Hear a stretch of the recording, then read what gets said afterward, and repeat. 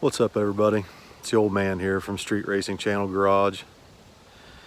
Today I'm going to begin to tell a story.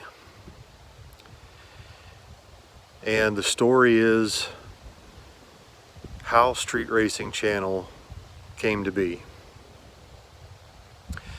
But in order for me to tell you this story, for you to fully understand my point of view and how this all happened, I've got to explain to you why it happened. Billy has always been ornerier than cat shit. You can just look at him and you can tell that this kid is going to be trouble. He and Derek grew up together, raced together, always getting into trouble, always getting into parties, going and drinking, running around, chasing girls. And the girls were always pretty, of course. There was never a shortage of pretty girls that were running around with my son, and there was a few that got away. But they were always good kids. We had a lot of fun running the kids around, and once the movie Project X came out, it seemed to me like my son was destined to try and live out that movie nearly every weekend here at our house.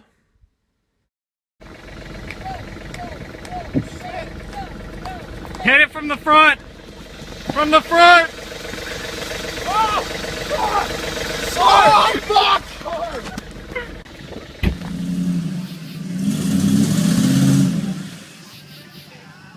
We found a true purpose for our pond. Every weekend, there were kids here at the house, running trucks through the pond, having dance parties, breaking things, all kinds of craziness. We had probably the worst reputation of any family in high school. It was nothing for us to come home and find our house and the barn and the backyard completely full of kids. They were dancing and having a good time, regularly drinking, but no drugs. All the kids knew I would never, ever allow that at our house. Come on, man, go around. Are you shitting me? Go around! In order to keep the kids grounded somehow, to keep their attention and keep them out of trouble as much as possible, we bought junior dragsters for both the kids, and we tried to keep the kids racing on the weekends. Throughout high school, Billy's friends were always much older than he was. Even his freshman year, he'd have a little bonfire here at the house, and most of the kids that showed up were seniors or juniors because the freshmen and the sophomore parents didn't want their kids anywhere near mine. And I can't blame them. Our house was known as the party house for the most part. And I'm not really proud of that, but I had to do something to keep track of these kids. If they were going to party and drink and do wild things, I'd rather they do them here at our house. We had a little bit of room here in the backyard, and I had dug a pond. We had a pond back there for a while, and the kids would run their trucks through the pond, and I figured as long as they were here at my house, I could keep an eye on them. And I was always very protective of the kids, especially the young girls that come over. You know how boys are. And I would never allow anything bad to happen to the girls while they were here. It was rough because I was very involved in Billy's life in high school and after high school, and really still today. Because I watched my parents struggle with my two brothers. Not that they were bad people, but they made a lot of mistakes, and I thought, my God, my mom and dad just aren't doing right. You know, I just thought that they should say something, they should do something. I mean,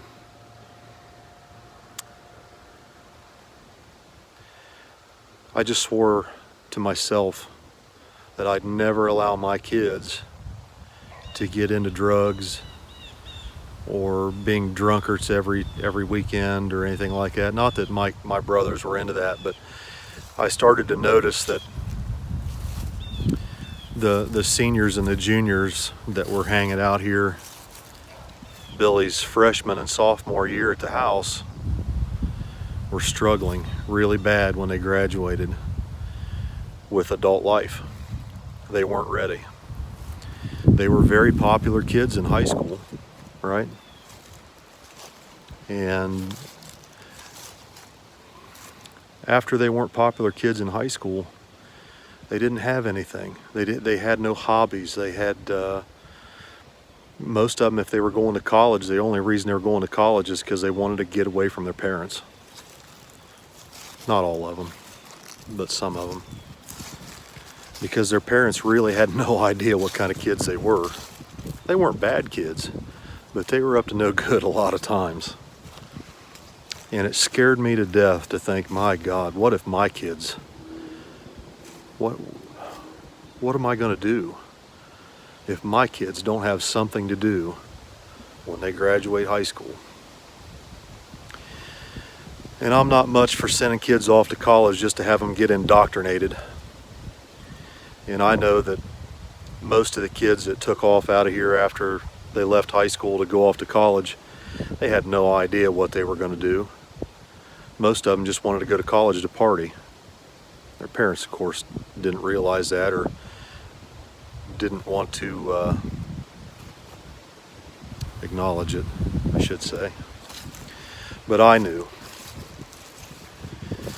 So I did the best I could, and I turned to drag racing.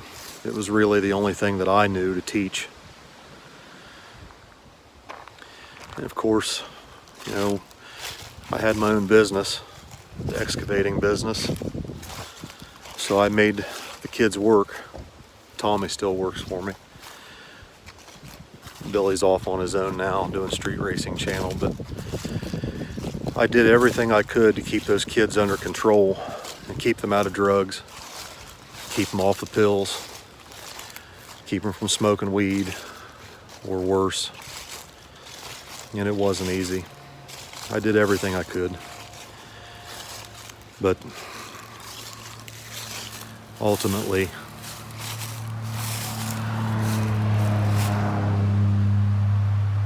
this was the drug that my kids ended up with. This is the habit that they formed. And it's been difficult sometimes. It's definitely been expensive. And to get this kid started into this, I poured every dollar I had and a lot of dollars I did not have. But it's starting to come out okay. I believed in him wholeheartedly. I never doubted him.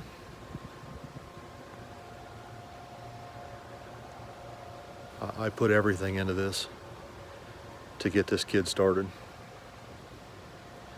So this is the story of Street Racing Channel and how it got started and why. What's up, everybody? The old man, Billy's here with me today. Kind of a special video for everybody today. A lot of people ask lots of questions about this truck and why we run S10s and like why would we pick an S10? It's a good question. Why would we do that? Yeah, why would we do that? It's a terrible idea. It was a terrible idea. Awful. And a lot of people ask, you know, how did you guys come to have that truck? I mean, look at it. It's ugly as a mud fence. Right. Terrible. Like, why would we buy that truck? Awful. It was a terrible first truck for you to buy for me. It was. It really was. No, I liked it. Well, there's a little bit of a story behind this, and it almost didn't happen. In fact, I thought it wasn't going to happen. but by some miracle, it did. So we're going to tell a story today, and we're going to show you guys where we found the little truck and how it came to be and how it almost didn't end up happening.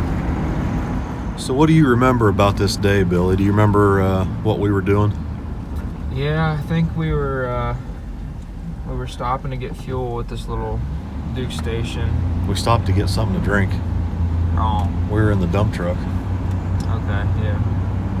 I was grabbing a Mountain Dew. You grabbed something, you probably grabbed a Mountain Dew. And the truck was parked out front. Nobody was in it at the time. Somebody was inside. Whoever owned it was inside. Yeah. We got drinks and came back out and waited for whoever owned the truck to come back to the truck so we could talk to him. I think you talked to him. He gave you a card, or you gave him your card. Yeah, I went in and got something to drink, and I noticed the truck was sitting out front. It was an ugly little thing, and didn't pay much attention to it. I went in to get something to drink, and when I came back outside, I got in a dump truck, and I kind of looked down at it. It was sitting right next to the driver's door, and when I looked down at it, I noticed that the rockers and the cab corners and the bed sides and everything were like rust free. There was no rust on this thing anywhere. It was ugly as a mud fence and filthy dirty. This is it, the Duke Station in Hebron, Ohio. I'm sitting right here in front of this Duke Station,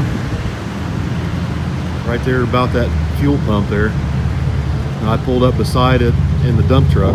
So since we were thirsty, we found the truck. If we hadn't been thirsty, we didn't like Mountain Dew, we might not have found it. Isn't that crazy? So anyway, we pulled in here that day, and I went in and got something to drink, and when I came outside, I noticed the little truck was rust free. It was ugly, muddy, or just filthy dirty. Looked like it hadn't had a bath in years, but it was rust free and relatively straight from what I could see.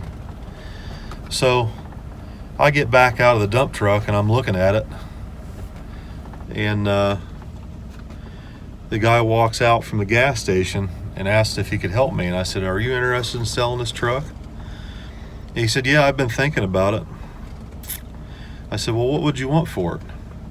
He said, "I'd take $2,800 for it." And I was like, well, whew.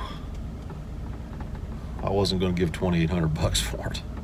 I mean, no, it was ugly. It was sitting on like 13-inch Firebird wheels. They were 14s. 14-inch Firebird wheels. Yeah, the gold like V6 Firebird wheels. It looked like it was straight out of the trailer park. It was. It literally was.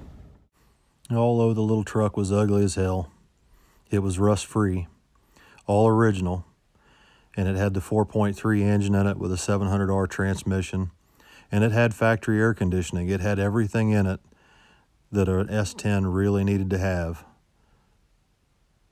So I just had to have it. I had to bring it home. There was something that told me I just needed to get that truck. Even as ugly as it was and filthy dirty, a rock solid first gen S10 with a 4.3 automatic with air, and it didn't have power locks and power windows. It was exactly the truck I had always wanted for my kids or for myself, one or the other. So we brought it home. So this guy tells me that the truck came from Colorado, which that's why it was rust-free. And it was driven out here to Ohio at some point, and he found it in a used car lot in Buckeye Lake, which is right close to our home, real close to this gas station actually. And I said, well, here's my business card, and I handed him a card, and I said, if you ever get serious about selling it, let me know. I said, I'm not a player at $2,800, but I'm interested. And I figured that was going to be the end of it, didn't you? Yeah. I mean, like, we never thought another thing about it, hardly at all. Yeah. I thought that was going to be the end of it, you know. But about a month later, my phone rings. And I answered the phone, and he said, "Hey, do you remember me? I'm that guy that has that S10 pickup. You saw me in Hebron." I said, "Yeah." He's like, "I'm getting ready to buy another vehicle. Are you still interested in this S10? I said, "Well, what do you want for it?" He says, "I'll take $1,800 for it." I said, "I'll be there in about 30 minutes. So what'd we do, Billy? We jumped in the Suburban and drove up there, and we drove that truck home. Yeah. Watched you drive it home. Hell, I think you even did a couple burnouts on the way home. I don't remember that. I wouldn't do that. Yeah, you did. Nah, It was a one-wheel peel. it was a 4.3 automatic, $700 R4. What are you doing, Gene? $700 R4. Just a box stock S10 pickup on 14-inch Firebird rims. And it was filthy, and I mean filthy dirty. Remember that guy smoked cigarettes real bad and it just stunk like hell inside? Yeah. It had cigarette ashes all over the dash. I mean, it was a mess. But it ran and drove. We drove it home. It was one of those things where you don't realize it at the time, but that's something that was really special. And I'm glad that we were here that day, because everything would have been different. Literally everything. You just never know. I mean, we might have made a channel racing some other vehicle, but it may not have been the same. I can't imagine life without that little truck right now. It's become such a big part of our lives and a lot of other people's lives that just can't imagine doing it any other way. Yeah. So let's go visit this guy. Let's see if he's home. Maybe he's home. We'll go visit him. If he's there, maybe we'll knock on the door and introduce ourselves, and maybe we'll take the truck up to see him someday. Let's go see. This is White Point, Granville, Ohio. My dad's a big history nut. He knows a lot of the history around Pataskala and Granville, Ohio, where we're from. We're on Raccoon Valley Road, I think. Is that what this is? Sounds good. This farm right here on the left-hand side used to be in our family. My great-great-grandmother lived there. I can remember going in that house when I was just little. It's a very old house. That house used to be part of the Underground Railroad back in the day. Hey, they're on the Trump train. That's good. This is Loudon Street. Grove Street. Home. At least it was till I fucked everything up. What the hell? It's all San Andreas. Grand Theft Auto. When we made this trip up here that day to get this little truck, I had no idea what we were getting into. I just knew we were coming to pick up an S10, but I had no idea how special this trip was about to be. And really, we didn't realize it until years later. And in some ways, we're probably not really going to realize it until we finish this video today and share it with everybody. I think that's when we'll really understand how special this day really was for us when we went to come get this truck. This is the road right here. Corner Road. I like that truck. That's pretty sweet. Right up here on the right. This is where we found it. They must have remodeled this house. Yeah, I bet that guy don't live here anymore. Yeah, he definitely don't live here no more. It was sitting right there in front of that little barn. Oh yeah. It was in front, yeah. I remember now. It was sitting right here in front of this barn door that's open. Yep. Yeah, they remodeled this. This place is all fixed up now. Kind of like we remodeled the truck, right? Yeah. But that's where the little truck sat, right inside that little shed here. He kept it inside. crazy. It's sitting here open. Yeah. Doesn't look like anybody's here though. I don't think this guy lives here anymore, because this place was pretty run down when we were here last. Yeah, I'd say somebody else lives here now. I was kind of hoping that guy might still live here, but looks like he's long gone. They fixed the place all up nice though. But so that's where we found the little truck. We came up here and bought it that day, and I drove it home, and I think your mom was driving the Suburban, right? And you rode with her? Yeah, I got to watch you drive it home. Yeah, you didn't even have a license when we bought it, did you? No, I was just 15. I was still going through my driver's ed training. Yeah. Well, let's head home.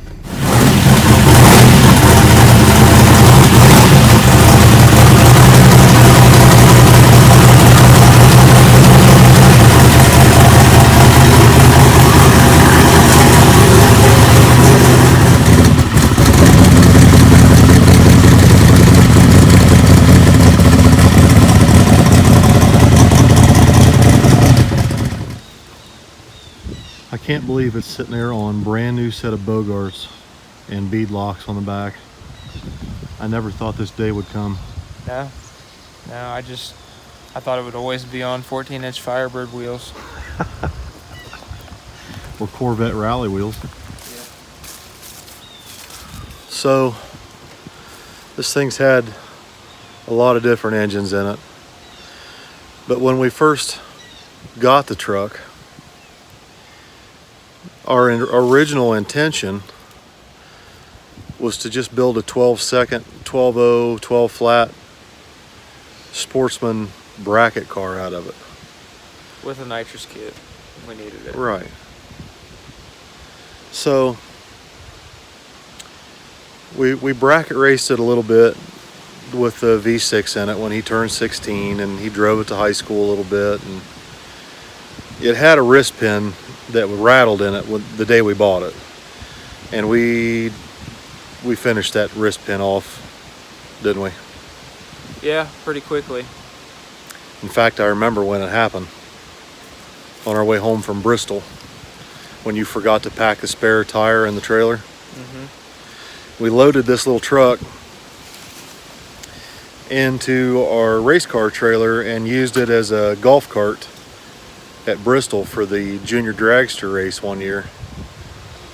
And that was the year I let Melvin Frederick pull the trailer with his dad's dually to Bristol. Not a fun time. It was a bad idea. Terrible idea. It was a terrible idea. Because Melvin Frederick has no common sense. Or at least he didn't back then. None. His dad had a brand new GMC Duramax crew cab dually. Beautiful truck, right? And Derek has a heavy foot. And on the way home from Bristol, Derek's running 85, 90 miles an hour up and down the mountains. And he blew a tire on the trailer, but Derek doesn't pay attention. He doesn't look in his mirrors and had no idea. So Vicky and I are in the Suburban behind him, following, and we floorboard the Suburban. I pull up beside him and I'm yelling at him, and he finally rolls down the window, and Billy's sitting in the passenger seat laughing. He thinks something's funny, right? Yeah, it was hilarious. It was hilarious. They destroyed the tire on the trailer. And before the kids left for Bristol, I reminded my son to pack the spare tire. But did he? No, I didn't. But I was also like 12 years old. No, you were not.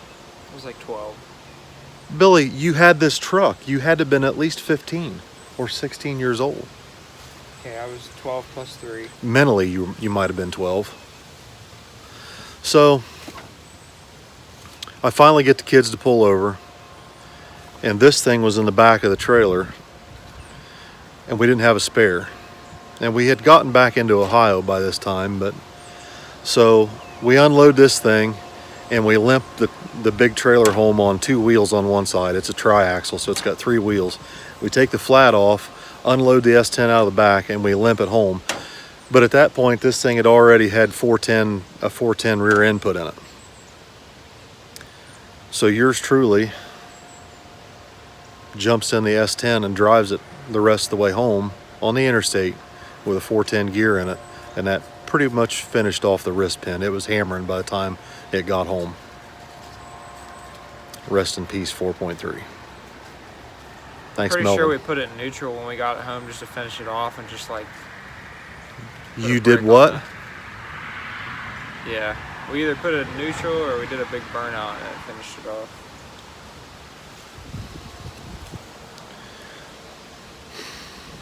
Whatever. When we first started on the truck, we pulled the engine and transmission out, had the factory transmission rebuilt with a shift kit, cleaned up all the original bracketry, reused all that stuff, put a new power steering pump, new alternator, new water pump, underdrive pulleys, had the air conditioning charged. It was a nice little truck, had shorty headers on it. First time it ever went down the road, it didn't even have a front end on it, just had the core support there to hold the radiator. It was on Corvette rallies. But it ran pretty good. It was a fun truck. It ran like 12s on motor. On nitrous, it would run down into the 10s. The first passes we made, it didn't have any suspension. It wasn't even lowered. You remember the first engine we put in it? Yeah, it was an engine out of that blue Suburban, right? Yep. That blue Suburban we bought it just for the engine. Flipped it on its side, actually. Did some drifting. Remember that? There's some good stuff. We had found this old 78 Suburban on a job site where I was doing some drainage work. I struck up a deal with the owner to bring it home. It had a good engine, good transmission in it. But after one weekend of partying here at the house, the old Suburban had seen better days. We went ahead and flipped it on its side with the excavator, pulled the engine and transmission out, and that was the first engine for Billy's S10. And how long did that engine last? I didn't make it out of the garage. Why? You put a nitrous kit on it, we're purging it through the motor with a 250 jet, and it broke the freaking stock dish pistons. That's a true story. So, the first engine, we had all cleaned up, and we put brand new set of aluminum jegs heads, and it had a hydraulic roller cam in it, and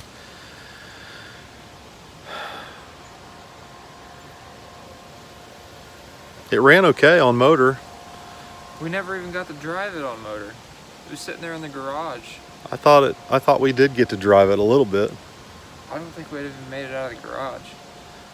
So anyway, after that, we went up and saw old Bob Beach, and he had a little 383 sitting underneath the shelf up there, and we put a 383 in it. Remember that? Yeah, 383. That was the first one we had driven it with.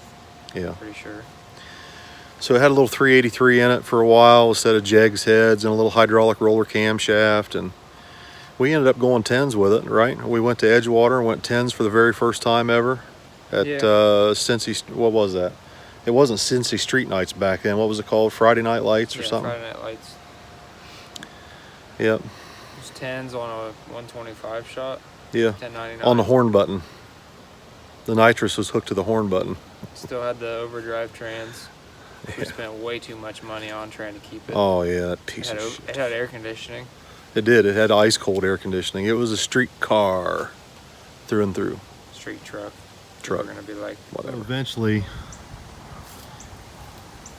Eventually we had a pretty nasty nitrous motor in it for a while. It was a little 406. How fast did it go on spray? with the nitrous motor. Yeah. The last nitrous motor we had, it went 566 at 124, I think. I think it went a 62. Might have been a 62. Yeah, it was probably 62. But we were foot braking it, and it just had a turbo 400 trans. It went a 124 60 foot. It was violent.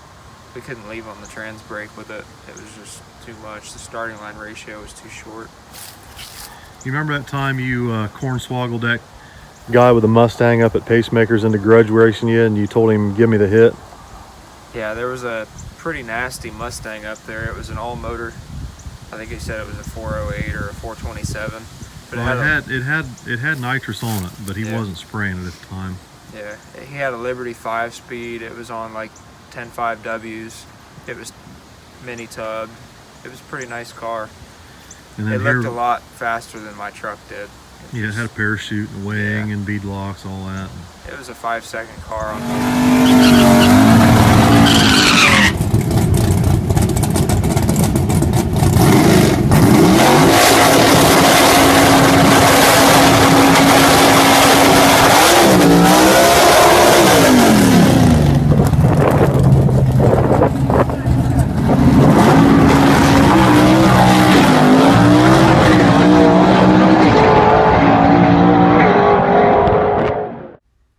After the grudge race with that Liberty 5-speed Mustang at Pacemakers, people realized the truck has to be a little bit faster than what it looks like. We started to gain a lot of attention from racers all over the state of Ohio. Everybody wanted a little piece of that truck because obviously it was fast enough to be considered a worthy opponent, and if you could beat that truck, you had to be somebody. We got a little call out one night after some hustling from a 900 wheel horsepower Evo on the street. He thought he had it in the bag. Billy drove around him on nitrous.